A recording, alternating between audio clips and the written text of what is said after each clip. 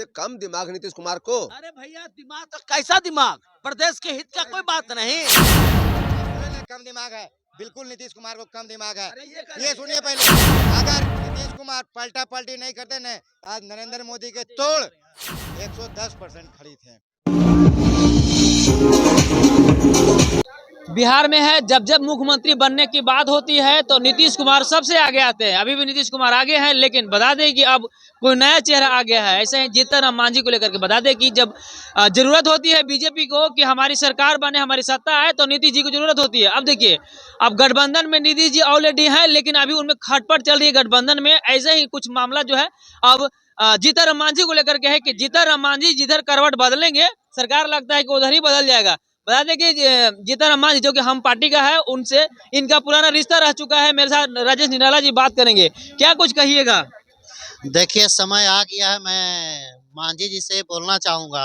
इनके लिए समय आ चुका है। मांझी जी के लिए सही समय आ चुका है। मांझी जी करवट मार दें और नीतीश कुमार जो इनको अपमान किया था विधानसभा में, जो पूरे देश के सामने इनको अपमानित करने का काम किया था, वो समय आ गया है धूल चटाने का। तो करवट मार देने से मांझी जी मुख्यमंत्री बन जाएंगे।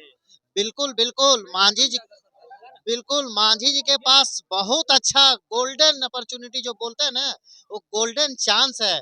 क्योंकि जैसा कि उनको अपमानित किया था, इनके अंदर आत्मा कब जागेगी, इनका रिस्पेक्ट कब होगा, ये अपने मोरल से कब तक खेलेंगे। तो ये समय आ गया है कि उनको नीतीश कुमार को ठेंगा दिखा के गठबंधन के साथ आ जाना चाहिए। ये सही समय है और सही वक्त है, इनको डिसीजन लेना चाहिए। गठबंधन मांझी जी पर भरोसा कर सकती है? बिल्कुल, क्यों नहीं। लालू जी हमेशा उनको सम्मान देने का काम किया और उनके पुत्र को एमएलसी कौन बनाया? लालू जी उनके पुत्र को एमएलसी बनाए, जिनके वजह से वो मंत्री बने। और ये समय है कि लालू जी को कर्जा उतार देना चाहिए और ये वैसा वक्त अभी फिर नहीं आएगा, क्योंकि सारा चीज मांझी जी के ऊपर है और हम लोग मांझी जी के साथ काम कर चुके हैं। उनका विचार कहीं न कहीं गठबंधन के साथ है और वो काम करेंगे गठबंधन में आने के लिए। तो आपको लग रहा है कि मांझी जी चल जाएंगे? क्योंकि कहीं न कहीं कहीं बात ये भी निकल के आ रहा है कि चिराग पासवान के लिए भी बात किया जा रहा है कि वो भी अगर गठबंधन में आते हैं तो ज्यादा, मतलब ऐसा जनता का कहना है, लेकिन अभी तक ऑफिशियली लोड नहीं हुआ है, मतलब कोई कह नहीं पा रहा है। देखिए, एक तरफ बोल हाँ, एक तरफ तेज रफ्तार तेजस्वी सरकार जो चल रही थी, अच्छा, उस रफ्तार को और गति देने के लिए हाँ, मांझी जी को साथ आना चाहिए, ताकि ये रफ्तार जेट विमान से भी ज्यादा तेजस से भी ज्यादा उड़े। तो मैं कहना चाहूंगा मांझी जी को, मांझी जी धृतराष्ट्र मत बनिए, पुत्र प्रेम में मत रहिए और सीधे तेज रफ्तार तेजस्वी सरकार के साथ जाइए, वहीं आपका मान सम्मान मिलेगा। क्योंकि आपको पता है कि मांझी जी को हटाने का काम नीतीश कुमार ही किए थे, जिस तरह से उनको अपमानित करने का काम किया था। अब इस समय आ गया है, उनको उल्टा पलटी मार दीजिए और उनको धूल चटाने का काम कीजिए, क्योंकि ऐसा थुक चटवा मुख्यमंत्री कभी भी कभी भी जब जब सही लग रहा था, जब सही विकास की रफ्तार जब बढ़ रही थी, तो काहे नीतीश जी खटक रहे हैं? क्योंकि नीतीश जी को अभी पच नहीं रहा है कि नहीं पच रहा है। युवाओं को इतना रोजगार कैसे मिल रहा है। युवाओं को रोजगार मिल गया तो नीतीश कुमार जी को लग रहा है कि ये तेजस्वी जी तो अब हीरो बन गए हैं, तो इनका कैसे कम किया जाए। हाँ, हाँ, इनका मतलब बिहार मतलब में रोजगार देना, मतलब कहीं न कहीं उनको नागुजार गुजरा हाँ, नीतीश जी को। बिहार में जब रोजगार मिल रहा है तो नीतीश जी को बेचैनी हो गया कि इतने युवा लोग को रोजगार कैसे मिल रहा है। जब ये पढ़ लिख जाएंगे, रोजगार करने लगेंगे, तो सवाल पूछने लगेंगे, इसीलिए इस तरह का वो कार्य कर रहे हैं।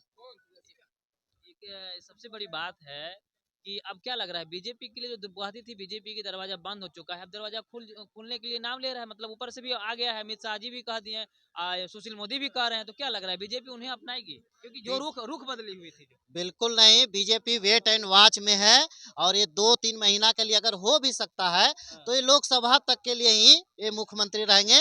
उसके बाद इनको ऐसा हाल होगा जो इतिहास जैसे पलटी मारने में जो लिखा जाएगा ना, उसी तरह इनको कोई नहीं पूछने वाला है 2 महीना के बाद।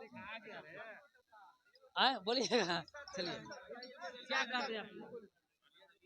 क्या बोलते हैं, क्या कहिएगा आप?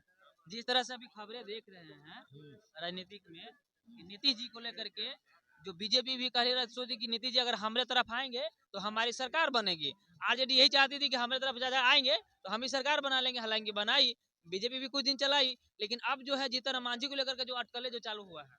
देखिए बात ये क्लियर है कि अब प्रदेश की राजनीति और हमारे देश की राजनीति पूर्ण रूप से अवसरवाद की राजनीति है।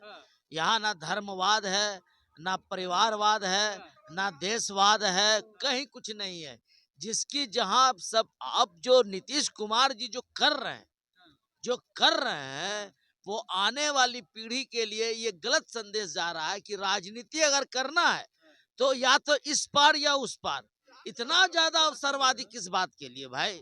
आपका इतना ज्यादा स्वार्थ क्यों आप पर हावी हो जाता है? आप समय के साथ अपनी भाषा, अपने विचार, आपकी दृष्टि, आपके तौर तरीके, आपके तेवर सब बदल जाते हैं। राजेश निराला दूसरी चीज, आज आरजेडी उनको खराब लग रहा है, कल आरजेडी उनका बहुत अच्छा था, उसके बाद फिर अब बीजेपी उनको अच्छा लग रहा है। नीतीश जी प्रमोट करते थे तेजस्वी यादव को। बीजेपी में जा रहे हैं, जिस बीजेपी में उन्होंने ये आरोप लगाया था कि बीजेपी ने मेरे सीट को घटवा दिया चिराग पासवान के द्वारा इलेक्शन लड़वा के। आज क्या वजह है जो बीजेपी के साथ? सच्चाई यह है, अंदरूनी खबर यह है, नक्कर खाने के सत्ता के सीक्रेट गलियारे में बात यह चल रही है कि नीतीश कुमार जी को बुला के एक डिक्टेशन दिया गया था कि आपका फाइल रेडी है, अब आप तय कर लीजिए कि इधर रहिएगा कि उधर रहिएगा। नीतीश जी को इस बात का भय हो चुका है कि अगर हम उधर नहीं जाएंगे तो मेरा ये तय है कि मुझे भी वहीं जाना होगा जहां लालू जी गए थे, और वो हिम्मत नीतीश जी में नहीं है। यही वजह है कि नीतीश जी को बार्गेन किया गया है और नीतीश जी इस बात के लिए तैयार हो गए हैं कि मैं भाजपा के साथ आ जाऊंगा। लेकिन इस तरह का जो खेल ही खेल रहे हैं बिहार की राजनीति में, ये बहुत ही गंदा खेल है। एक बार आप आरजेडी में थे, फिर भाजपा में आए, फिर वही आरजेडी ने आपको 2-2 बार मुख्यमंत्री बनाया। भाई क्या मामला है? कभी वो मंत्रालय भी चेंज हुई, मतलब कुछ बोले भी नहीं, अब बोले भी नहीं, पोस्टर पे फोटो भी नहीं चिपकाया। फोटो। अच्छा, सबसे बड़ी बात है कि तेजस्वी जी का जो मामला है, तेजस्वी जी की लोकप्रियता बिहार में बढ़ी है।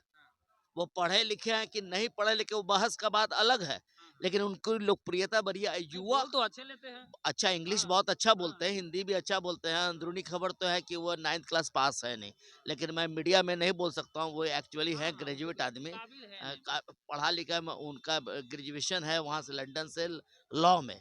लेकिन उनका डेट ऑफ बर्थ के हिसाब से वो जो है वोटर आईडी से उन्होंने अपने आप को शो किया कि मैं 9th क्लास पास हूँ। सच्चाई यही है। इंग्लिश अच्छा बोलते हैं। अमिताभ बच्चन का भी एक इंटरव्यू हमने देखा था, अमिताभ बच्चन ने उनका इंटरव्यू किया था, प्रणव राय ने भी इंटरव्यू किया था, तो इंग्लिश में बहुत अच्छा बोलते हैं। कंसेप्ट भी क्लियर है। उनका जो पीएस है संजय यादव, वो उनका भी अपना एक है। अब मेरा ये कहना है, अब यूथ के हाथ में बिहार दे दीजिए। हाँ, और रहा समस्या देखिए बिहार में अभी समस्या सबसे बड़ी बात है कि जब इलेक्शन आती है तो जनता पर निर्भर रहती है सरकार की, कौन किसकी ज्यादा वोट देगी उसकी सरकार बनेगी। समझने वाली बात है। अब जो है बिहार में मुख्यमंत्री बनने के लिए पहले जनता तय करती थी, लेकिन अब विधायक तय कर रहे हैं कि जिसकी ज्यादा विधायक होगी जिस पार्टी में, उसकी मुख्यमंत्री बनेगी।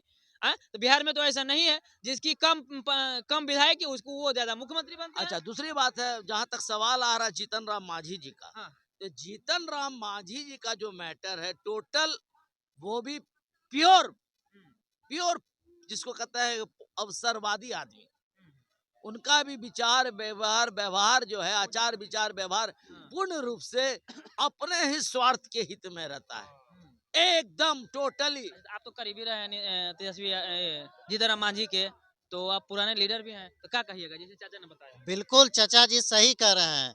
मांझी तो आप बोल रहे थे कर्जा उतारने के लिए, कर्जा उतारने तो समय है ना। लालू जी मांझी जी के लिए कितना किए, बोल रहे अभी आपको बताया, इतना उनके लिए किए। कर्जा उतारने का समय आ गया, उतार देना चाहिए। लालू जी के पास ले जाकर पगड़ी रख देना चाहिए कि लालू जी हम आपके साथ हैं। अभी जो 4 गो है उनके पास योद्धा लोग, तो मांग रहे जिसे आरजेडी की जरूरत पड़े तो जीतन राम मांझी देंगे तो ठीक है। देखिए, जीतन राम मांझी दे देंगे। जीतन राम मांझी को अगर मालूम हो जाएगा कि उनका बेटा डिप्टी सीएम बन जाएगा तो जीतन राम मांझी चले डिप्टी सीएम के लिए अगर डिप्टी देंगे सीएम ऑफर का तो- ख्वाब है। अच्छा, डॉक्टरेट हैं, हाँ, वो- पीएचडी किए हुए हैं, डॉक्टर सुमन उनकी बेटी- संतोष कुमार सुमन। हाँ, हम्म, तो वो हाँ, जीतन राम मांझी जी का ख्वाहिश भी है कि हम सीएम बन गए तो बेटा भी डिप्टी सीएम बन जाए, तो वहां तक वो लालू जी गेम कर देंगे। कि भाई आपको मैं डिप्टी सीएम बना दिया, एक मुसहर समाज से बना दिया, होने लायक है उतना कर सकते हाँ, हैं। नहीं वो डिप्टी सीएम तक बना देंगे लालू जी हाँ। कि 4 को विधायक के साथ तू आवा, तू ये इलेक्शन में लड़ो। तो लालू जो और जो लोकसभा का चुनाव में भी हाँ, ये भी बात तय है कि लोकसभा का चुनाव भी जो है हाँ, महागठबंधन की ओर भागेगा, एनडीए की ओर। एनडीए तो देखिए एनडीए 2 गेम खेला ना, एनडीए इनको लालच दे दिया और इनको ऐसा जगह उठा के एनडीए पहुंचाएगा नीतीश कुमार को कि जहां से ये वापस भी नहीं आ सकते हैं। पूरा मने एकदम कीचड़ पाको लगा के छोड़ देगा एकदम। हाँ एकदम इनको हैं, समझे कि नहीं, पूरा एकदम पाकों को लगा देगा और बोला कि जाइए नीतीश बाबू बहुत अच्छा किया आपने। ये चीज को नीतीश कुमार समझ नहीं पा रहे हैं। नीतीश हाँ आपसे कम दिमाग है नीतीश कुमार को, बोलिए हाँ, बताइए। आपसे कम दिमाग है नीतीश कुमार को। अरे भैया दिमाग तो कैसा दिमाग, प्रदेश के हित का कोई बात नहीं। आप सुने पलटी करना, हाँ, वो आपसे ज्यादा मुख्यमंत्री आप क्यों नहीं बने, वो क्यों बने? कैसा दिमाग भाई? अभी